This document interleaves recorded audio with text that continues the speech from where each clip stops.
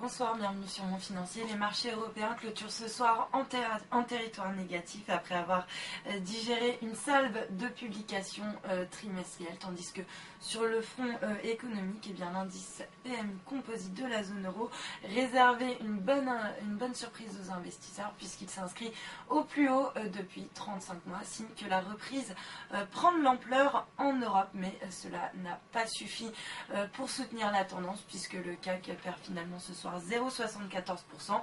On revient autour des 4451 points. Ailleurs, même tendance, l'Eurostoxx perd 0,76%, Londres recule de 0,2%, tandis que le DAX, lui, cède 0,52%. Du côté des valeurs maintenant, en tête du CAC, c'est Alstom qui a remporté un contrat de 410 millions d'euros pour la construction d'une ligne à grande vitesse en Espagne. Le titre bondit de 4,13% à 24,34 €, très bien orienté aussi Alcatel-Lucent qui grimpe de 2,5% à 2,91 €, suivi d'Unibail Rodamco qui a dévoilé une belle progression de sa croissance organique au T1, plus 7,7%, grâce à la reprise en Europe. Le titre s'adjuge finalement 0,94% à 192,80 €. À l'inverse, parmi les publications qui décevaient, on notera celle de Safran qui recule ce soir de 3,66% sous les 48 €. C'est d'ailleurs la plus forte baisse sur le CAC. Safran qui a donc publié un chiffre d'affaires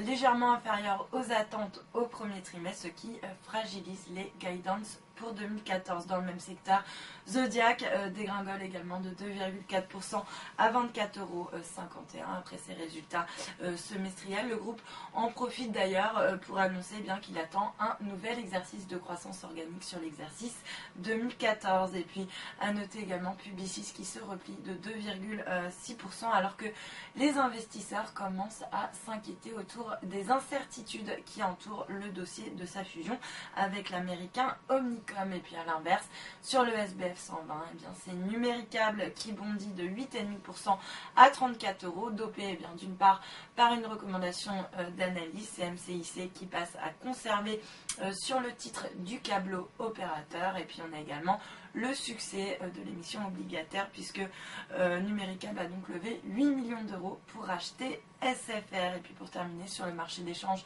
l'euro lui reste à peu près stable par rapport au dollar. On est autour des 1,3815. Il cède 0,3% face au yen autour des 141,27 yens. Puis à noter que le billet vert s'inscrit également en légère baisse par rapport à la devise japonaise autour des 102,25 yens. Et puis pour terminer, l'once d'or qui grappille 0,2% à 1283 $ l'once. Voilà pour la clôture des marchés. Passez une excellente soirée. À demain.